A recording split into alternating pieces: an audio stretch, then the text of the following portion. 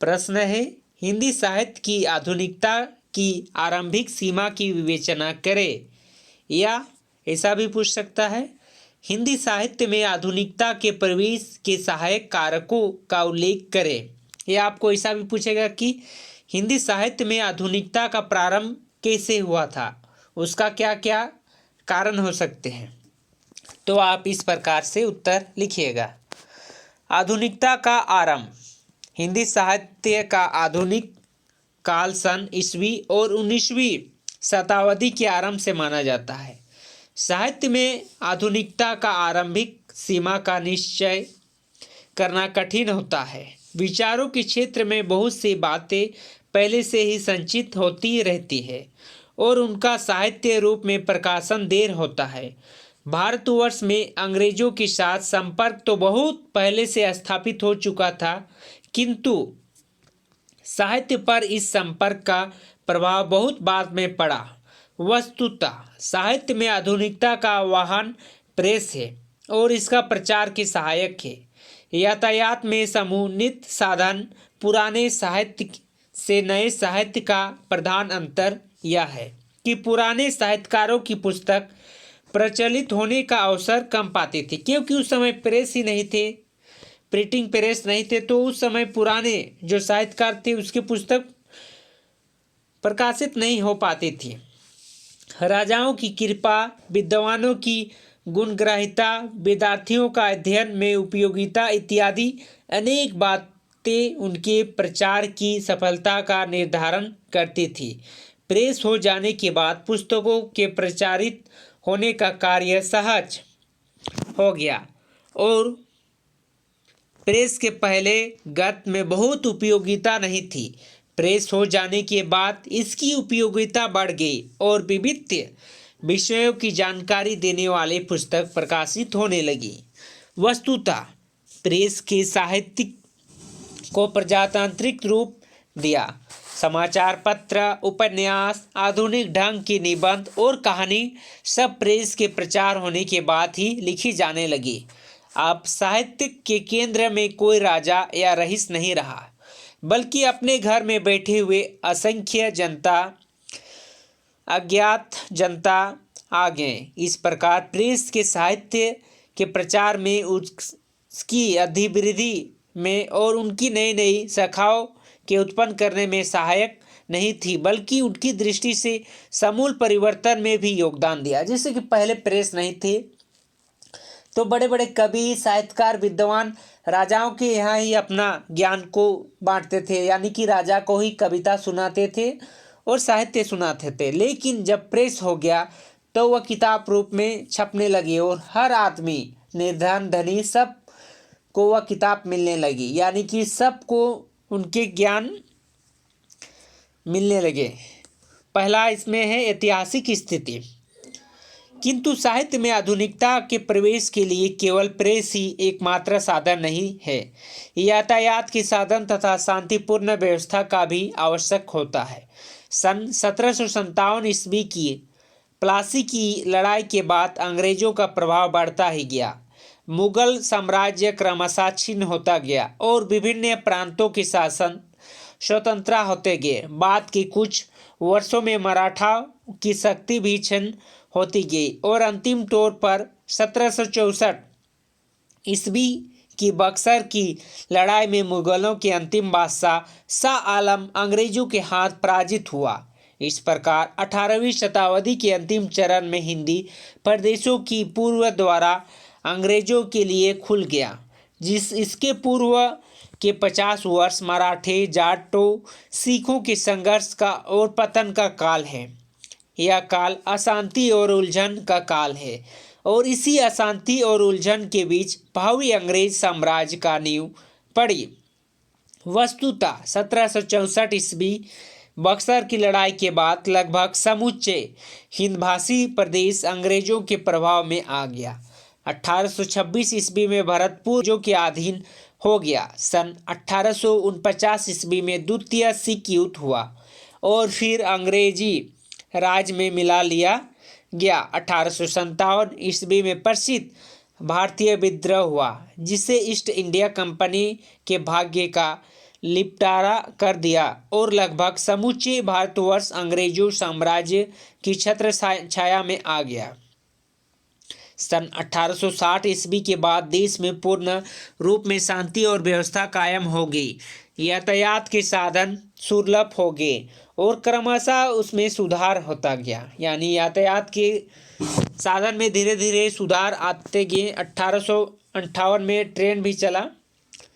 यहीं से वास्तविक आधुनिक साहित्य का आरंभ होता है। लेकिन जिन किस्सों से पहले ही अंग्रेज शासन सुदृढ़ हो गया था, वहाँ प्रेस का आगमन बहुत पहले ही हो चुका था और थोड़ा बहुत आधुनिक साहित्य का प्रकाशन भी होने लगा था। दूसरा में है जिसे कि हम लोग कर सकते हैं 1822 ईस्वी में ही प्रेस का प्रारंभ हुआ था कोलकाता में, और 1826 में उर्दन मार्दन पत्रिका कोलकाता से छापने लगी। यानी कि उस समय ही प्रेस का आगमन हुआ था 1822 में। दूसरा में है अंग्रेजों की अप्रत्यक्ष सहायक। इस समय तक देश में साहित्य को राजा और रईसों की पृष्ठपोषकता प्राप्त हो रही थी। रीति काल में हिंदू और मुसलमान राजे और रईस बराबर कवियों को आश्रय, सम्मान और प्रोत्साहन देते रहे, परंतु अंग्रेज इस देश में संपूर्ण रूप से नए और अपरिचित थे। इस देश में अधिकांश जनता हिंदू थी, जो इन दोनों छुआछूत के वर्जनशील धर्म को मान रही थी। या धार्मिक मनोभाव अंग्रेजों जैसा कुछ मानने वाले जाति के साथ संपर्क स्थान में सहायक नहीं थी। वस्तुतः हिंदुओं तथा अंग्रेजों का संबंध कभी भी बहुत घनिष्ठ नहीं हो सका, क्योंकि अंग्रेज छुआछूत नहीं मानते थे, वह सब चीज़ खाते थे और हिंदू नहीं खाते थे। जैसे कि उदाहरण में कर सकते हैं, गाय का मांस भी अंग्रेज खाया करते थे लेकिन हिंदू नहीं खाते थे। सुअर का मांस अंग्रेज खाते थे लेकिन मुसलमान नहीं खाते थे। तो इससे अंग्रेजों और हिंदू साम्राज्य में घनिष्ठ मित्रता नहीं हो सकी। अंग्रेज ने तत्कालीन साहित्य में कोई प्रोत्साहन भी नहीं दिया। जिस प्रकार उन दिनों के हिंदू और मुसलमान रईस, नवाब, राजे और बादशाह हिंदू कवियों को प्रोत्साहन दे रहे थे, उस समय किसी बड़े अंग्रेज पदाधिकारी ने नहीं दिया। सन 18 में कवि घासीराम ने बड़े दुख के साथ कहा था, क्षण के फिरंगी को राज ले सुधर्म काज, जहाँ होते पुण्य आज चलो वही देश को। परंतु कंपनी सरकार की शासन व्यवस्था ने इस ओर से रो तो नहीं की, किंतु दूसरे ओर से हिंदू सभ्यता और संस्कृति के उद्धार और उन्नयन का कार्य बड़ी ईमानदारी और मुस्तैदी के साथ किया। इतिहास और पुरातत्व के शोध में, प्राचीन भारतीय साहित्य और धर्म के वैज्ञानिक अध्ययन में और नई पुरानी भारतीय भाषाओं के वैज्ञानिक विवेचन में यूरोपियन पंडित ने बहुत ही महत्वपूर्ण कार्य किया।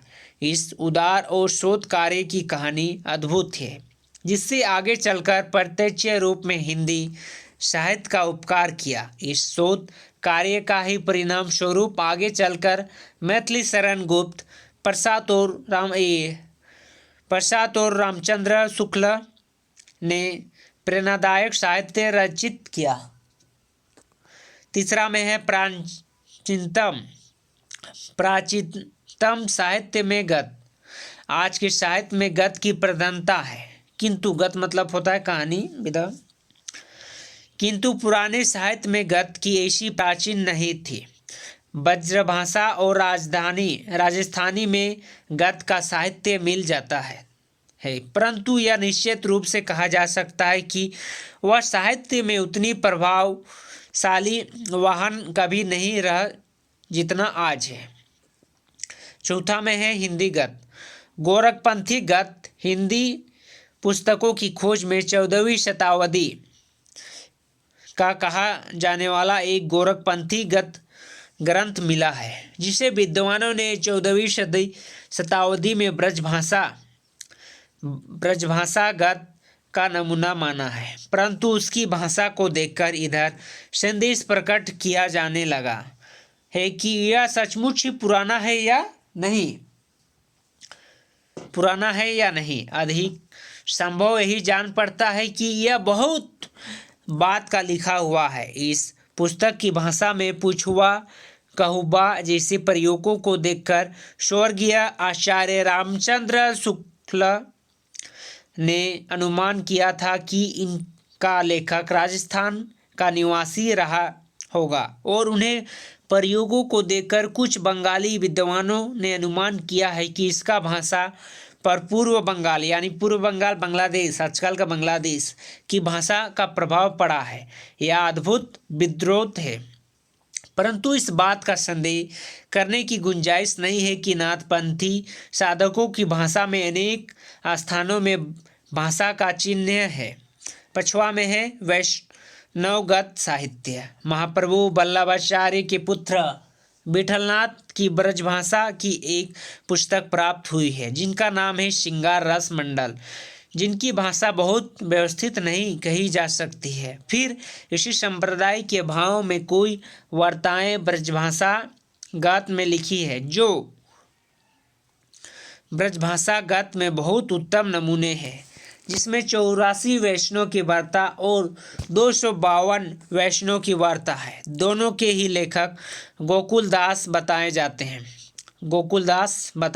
84 वैष्णव के वार्ता और 252 वैष्णव के वार्ता के लेखक गोकुलदास बताए जाते हैं, परंतु यह बात संदेहास्पद लगता है क्योंकि 252 वैष्णव के वार्ता में गोकुलदास का नाम आदर और भक्ति के साथ लिया गया है, यानी कि जो लिखा है वही अपना नाम आदर और भक्ति के साथ नहीं लिख सकता है, इसीलिए उसमें संदेह किया जा रहा है। जो हो, इन पुस्तकों की भाषा काफ़ी व्यवस्थित है और यद्यपि इसमें लंबे और जटिल वाक्य गठन का प्रत्यय नहीं है, यद्यपि इसमें प्रतिपाद विषय का अच्छा स्पष्टीकरण हुआ है। छोटे छोटे वाक्य में रचित नायकों का चित्रण ऐसे स्पष्टता का चित्रित हुआ है मानो किसी निपुण कलाकार ने हल्की तुलिका से की और बहुत मामूली रंगों के सहारे चित्र का सजीव बना दिया हो। 6 में है परवर्ती काल के ब्रजभाषा गत के रूप में टीकाएं। परवर्ती काल में ब्रजभाषा के गत में साधारणतः 2 प्रकार की पुस्तक लिखी गई है, कुछ साहित्यिक गत की टीकाएं और कुछ स्वतंत्र गत टीकाओं में हरिजन दास की लिखी हुई बिहारी सतसई का टीका 1777 ईस्वी तथा कवि प्रिया की टीका 1778 ईस्वी, डाकोर का प्रियदास में लिखी हुई गोस्वामी हित हरिवंश के 84 पदों में सपूत पद टीका 18वीं सदी का अंत रामसेनेई पद के संपादक स्वामी रामचरण के शिष्य रामजन्य की लिखी हुई दुष्टांत सागर का टीका और टीका संयुगति वाचनिका 1782 में, अयोध्या के महंत बाबा रामचरण के रामचरित्र मानस का टीका 1784 से 1787 ईस्वी के बीच लिखा गया। रतनदास की नगरीदास का अष्टक पर लिखा हुआ अष्टक की टीका, असनी का दूसरा ठाकुर का लिखा हुआ बिहारी सतसई की देवकी नंदन नाम का टीका 1804 ईस्वी, जानकी प्रसाद की रामचंद्रिका का टीका 1815 ईस्वी, लक्ष्मण राव की टीका हुई, केशवदास की कवि प्रिया पर लक्ष्मण चंद्रिका नामक टीका 1816, लल्लू लाल की बिहारी सतसई पर लिखी लाल चंद्रिका नामक टीका 1818, देवातिरक्त या कष्टजीवा स्वामी की मानस परिचय नाम का टीका 1838, काशी नरेश ईश्वरी नारायण सिंह की मानस परिचय परिशिष्ट 1855 ईस्वी में, प्रताप शाही की मतीराम की रासराज का टीका 1839 ईस्वी में तथा बिहारी सतसई की रत्न चंद्रिका टीका 1839 और बालभद्र की नक्सिक पर लिखी हुई टीका, सरदार कवि की रसिक प्रिया का टीका 1846, सूरदास की दृष्टिकूट की टीका 1847 ईस्वी इत्यादि प्रमुख है। स्वतंत्रता ग्रंथ, स्वतंत्रता गद्यों में डाकोर के प्रियदास के सेवक चंद्रिका 1789 ईस्वी हितरूप किशोरीलाल के एक शिष्य ने लिखी हुई थी। नवनीतिज की सेवा विधि 1795 ईस्वी हीरालाल की लिखी आईने अकबरी की भाषा वचनिका 1795, लल्लूलाल जी की राजनीतिक अथवा हितोपदेश का अनुवाद 1809 ईस्वी और मंडला वाले मणिलाल ओझा की सोमवजन की वंशावली 1828 ईस्वी में इत्यादि। रीवा के महाराजा श्री विश्वनाथ सिंहजू की कबीर पर लिखी हुई टीका ब्रजभाषा की अपेक्षा बेखंडी गद्य की नमूना कही जा सकती है। पहले ही बताया गया है कि प्रताप सिंह, रसिक, गोविंद आदि रीति ग्रंथकारों ने कभी कभी रस और अलंकार आदि का स्पष्टीकरण के लिए ब्रजभाषा गद्य का प्रयोग किया है। यद्यपि सब मिलाकर ब्रजभाषा गद्य पद का अनुवर्ती ही बना रही है और संस्कृत के उस खंडावन प्रणाली पर ही चलता रहा है जिसका आचार्य रामचंद्र शुक्ल ने कथभूति टीका कहकर उपहास किया है। 19वीं शताब्दी में यद्यपि खड़ी बोली में गद्य का सूत्रपात हो चुका था, यद्यपि उस शताब्दी के प्रथम 50 वर्ष में ब्रजभाषा गद्य में साहित्य ने अपना अधिकार बनाए रखा। 7वां में है राजस्थानी गद्य साहित्य। ब्रजभाषा की भांति ही राजस्थानी में ख्याल, बात और वार्तालाप का थोड़ा बहुत साहित्य बनता रहा है। मुगल दरबार में रसाईगोई नाम का एक विशेष प्रकार की कला का जन्म हो चुका था। मुगल काल के अंतिम दिनों में तो रसाईगोई या दास्तानगोई एक पेशों का रूप धारण कर चुकी थी।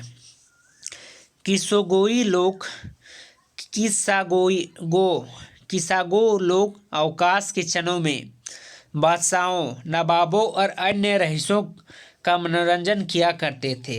इन कहानियों का प्रधान विषय प्रेम हुआ करता था और अतिरंजित एवं आकस्मिक घटनाओं से विषय वर्णन को आकर्षण बनाने की चेष्टा भी होती थी। राजपूत दरबारों में भी उनका थोड़ा बहुत अनुकरण होने लगी। इसी कारण राजस्थानी भाषा में भी किस्सा गोई का साहित्य बनता गया रहा। परंतु जिस प्रकार राजपूत कला मुगल कला से प्रभावित होकर भी भीतर से संपूर्ण रूप में भारतीय बनी रही, उसी प्रकार वह आख्यान साहित्य में संपूर्ण रूप से भारतीय ही बना रहा। 8 में है मैथिली भाषा में गद्य। इनके अतिरिक्त योगवाद, कुछ सनेदी और कुछ पत्र आदि मिल गए हैं जो गद्य के नमूने प्रस्तुत करते हैं। 14वीं शताब्दी के अंतिम भाग में ज्योतिषेश्वर नामक मैथिली कवि ने वर्ण रत्नाकर नामक एक कवि शिक्षा विषयक ग्रंथ लिखा था जिसमें मैथिली गद्य के कुछ नमूने मिल जाते हैं। विद्यापति की कीर्तिलता, कीर्तिपताका पदावली, कीर्तिलता की चर्चा पहले की जा चुकी है। यह एक चंपू कथा श्रेणी का काव्य है जिसके बीच बीच में मैथिली भाषा के गद्य का प्रयोग है। इस गद्य की एक विशेषता यह है कि इसमें संस्कृत के तत्सम शब्द का बहुत अधिक प्रयोग हुआ है। तत्सम शब्द वह शब्द है जो संस्कृत से हिंदी में आए हैं, लेकिन उसका तत्सम वह संस्कृत शब्द है जो अपने असली स्वरूप में हिंदी भाषा में प्रचलित है, उसे तत्सम कहते हैं। तो इसमें संस्कृत के तत्सम शब्दों का अधिक प्रयोग है। और जिस प्रकार फारसी में वाक्यांत में तुर्क मिलने की प्रथा है, उस प्रकार का प्रयत्न इसमें भी मिलता है। रासों में भी बीच की वचनिका का रूप में नाम मात्र का गत मिलते हैं। 9 में है खड़ी बोली। आधुनिक काल में गत का प्रचार बहुत तेज से हुआ है, किंतु इसके पहले ही गत साहित्य की यह कहानी है कि आजकल हम लोग जिस भाषा में लिखा और बोला करते हैं उसे खड़ी बोली कहते हैं। कुछ विदेशी विद्वानों को ऐसा विश्वास था कि अंग्रेजों के आने के बाद उन्हीं की प्रेरणा से हिंदुओं ने इस भाषा में साहित्य लिखना शुरू किया, पर यह बात गलत है। अपभ्रंश के ग्रंथों में उत्तर मध्यकाल में संतों की वाणियों में और विनोदपूर्ण ढंग से लिखी गई संस्कृत कविताओं में इस भाषा के नमूने मिल जाया करते हैं। मुगल दरबार में समकालीन गंग कवि का लिखा बताया जाने वाला चंद छंद बनन की महिमा नाम की एक रचना प्राप्त हुई है। इनकी भाषा आधुनिक खड़ी बोली के आसपास है, जिसमें तत्सम शब्द का प्रयोग भी पर्याप्त मात्रा में है। शुरू में मुसलमान औलियाओं ने इस भाषा में गत लिखे थे। यह लोग इस हिंदवी भाषा कहते थे। शाह मीरानजी बीजापुरी मृत्यु 1343 में, शाह बुरहा खान मृत्यु 1382 ईस्वी में और सैयद मोहम्मद गैसूतराज 1398 ईस्वी के लिखे पुराने गद्य भी प्राप्त हुए। 10.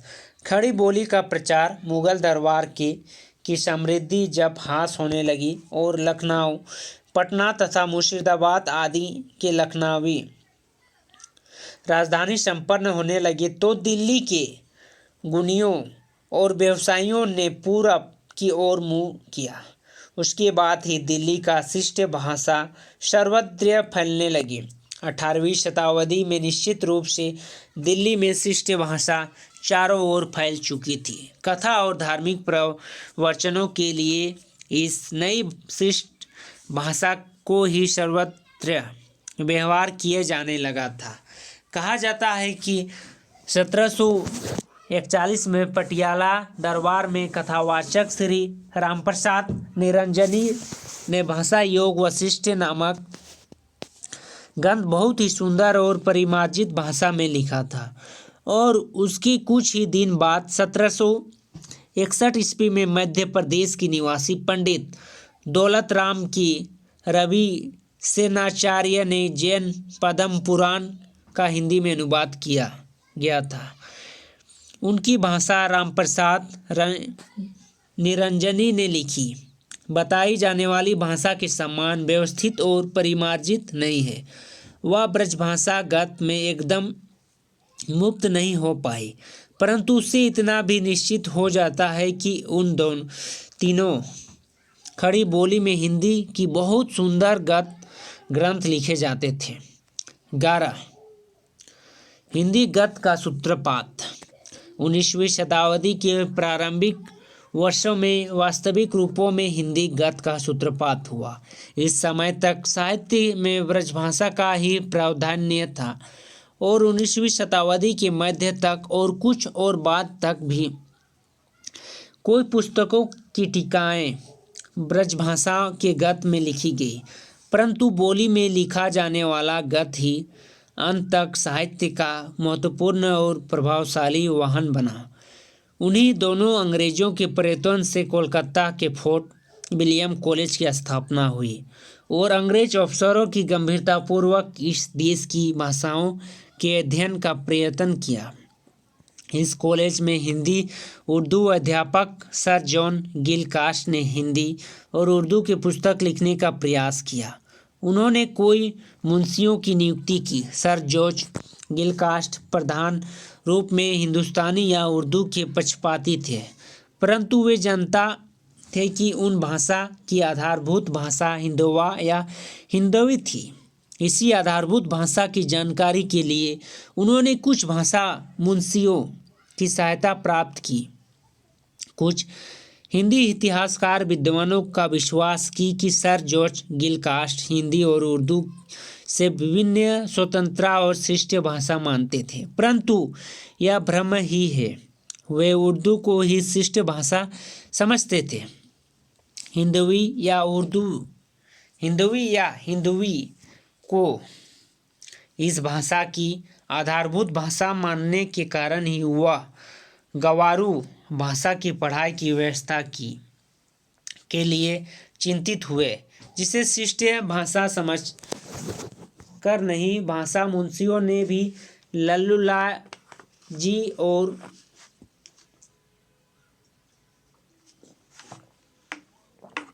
सदल मिश्र नामक दो पंडितों ने हिंदी गद्य में पुस्तक लिखी। एक और भाषा मुंशी श्री गंगा प्रसाद शुक्ल थे, जिनकी किसी रचना का पता नहीं चलता है।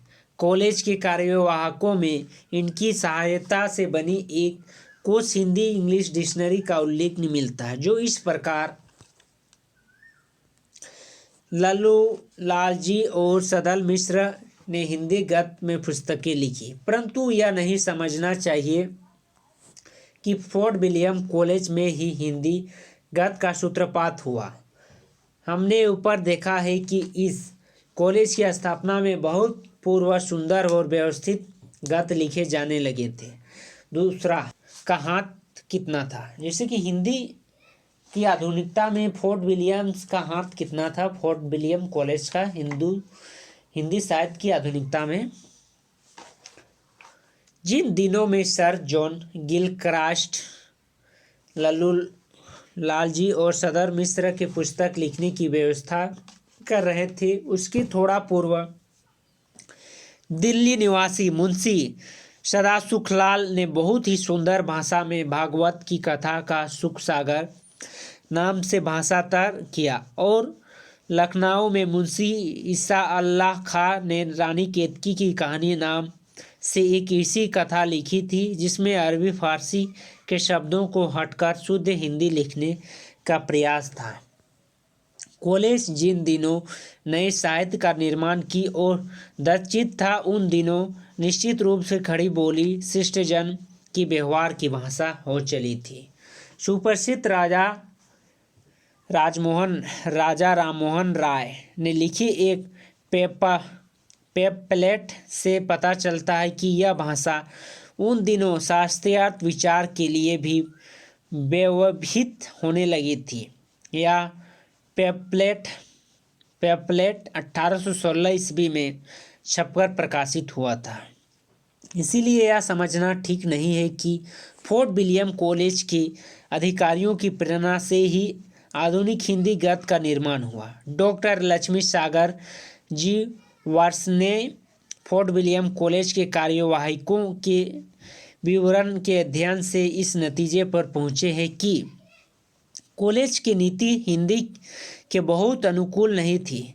सर गिलक्रास्ट के बाद इस भाषा में प्राइज की नियुक्ति हुई थी। वह हिंदी के अधीन अनुकूल थे, पर उनकी कार्यकाल में भी हिंदी गद्य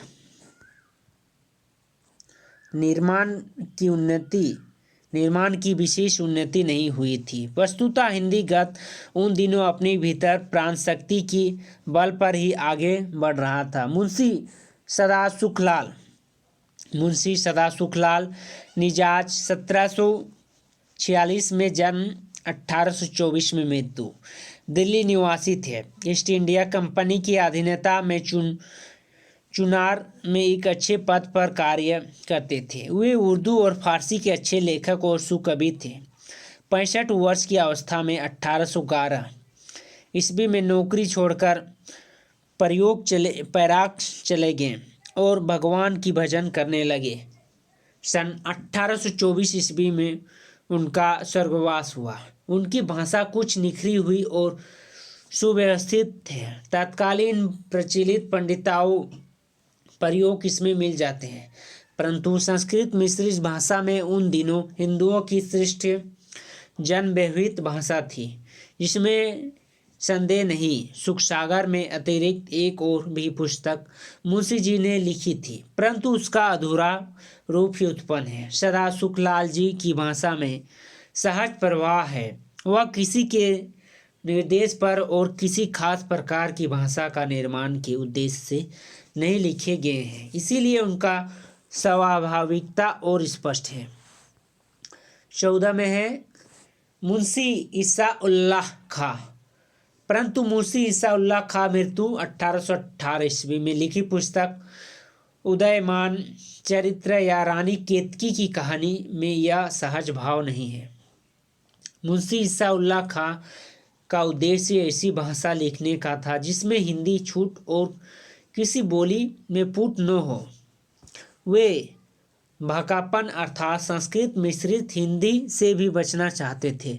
फिर भी उनकी इच्छा थी कि ऐसे भले लोग अच्छे और अच्छे आपस में बोलते चलते हैं, जो को तो उसी का डोल रहे और छाँव किसी की न हो। इसी प्रकार उनके प्रयत्न में एक आयाम था। उन्होंने भरसक संस्कृत से की और हिंदी और अरबी फारसी के शब्दों से बचने का प्रयास किया। उनकी वाक्य रचना शैली में उर्दू फारसी शैली का प्रभाव है। एक प्रकार का रत्न साधित प्रभाव सर्वत्र है, जिनके कारण भाषा में सहज प्रभाव नहीं आ पाया है। आगे चलकर यह भाषागत आदर्श मान्य नहीं हुआ है। इस प्रकार फोर्ट विलियम कॉलेज की सीमा के बाहर दो सुलेखकों ने सर्वोच्च से इन गत शैलियों की नींव डाली। उसमें मुंशी सदा सुखलाल जी की शैली भविष्य में अधिक ग्रहण योग्य सिद्ध हुई।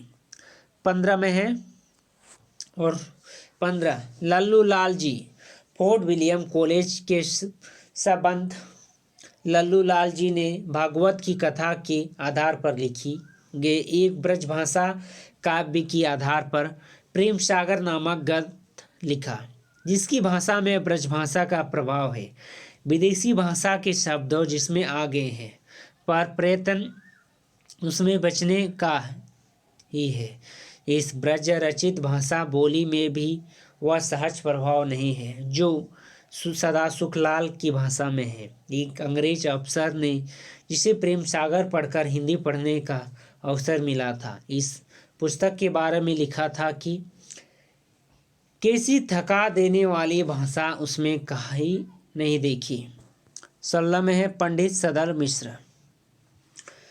परंतु पंडित सदल मिश्र की भाषा अधिक व्यवहारिक और सुधरी थी।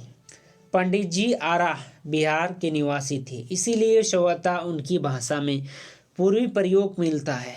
फिर भी उनकी भाषा में अधिक प्रवाह है और वह परवर्ती साहित्य भाषा की अच्छे मार्गदर्शक कही जा सकती है। सदर मिश्र ने एक और संस्कृत गद्य की साहित्य भाषा में अनुवाद किया था, पर उस पुस्तक का यही पता नहीं चलता। यद्यपि पंडित सदर मिश्र की भाषा अधिक व्यवस्थित है, अधिक साफ और अधिक सुस्त्र है। यद्यपि फोर्ट विलियम कॉलेज के अधिकारियों को वह बहुत पसंद नहीं थी। उनकी लिखी भाषा का कॉलेज में विशेष सम्मान नहीं हुआ। आगे चलकर लल्लू लाल जी ने प्रेम सागर को जितना गौरव दिया गया उतना सदर मिश्र की किसी रचना को नहीं दिया गया।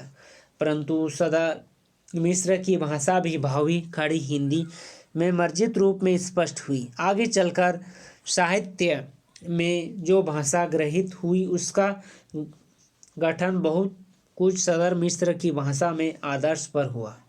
धीरे धीरे हिंदी गद्य में ब्रज रचित प्रयोगों को छोड़ दिया गया। लल्लू लाल जी की शैली साहित्य में ग्रहित नहीं हो सकी। मुंशी सदा सुखलाल की भाषा में ब्रज रचित प्रयोग है, परंतु उसमें भी यथासंभव ब्रजभाषा का प्रयोग से बचने का ही प्रयत्न है। मुंशी जी और सदर मिश्र की भाषा का रूप ही कट छटकर और साफ सुथरे होकर हिंदी साहित्य का वाहन बना। ये प्रश्न थी हमारा हिंदी साहित्य की आधुनिकता का प्रारंभिक सीमा, यानी कि हिंदी साहित्य में आधुनिकता की प्रारंभिक सीमा कैसे हुई थी, उनके कारक कौन कौन से उसके बारे में उल्लेख करना है। यह आपको हिंदी साहित्य या प्रश्न आपको बीए सेमेस्टर 2 कोर 4 का प्रश्न है, कोर 4 का चैप्टर 1 का, जिसमें आपको चैप्टर 1 में आधुनिक काल की पीठिका, हिंदी गद्य का विकास, भारतेंदु का योगदान, 1857 का स्वतंत्रता संग्राम और हिंदी नवजागरण के बारे में पढ़ना होगा। जो कि आपको यह क्वेश्चन रांची यूनिवर्सिटी तथा रांची यूनिवर्सिटी की जितनी भी कॉलेज है उसमें यह प्रश्न आपको आ सकता है।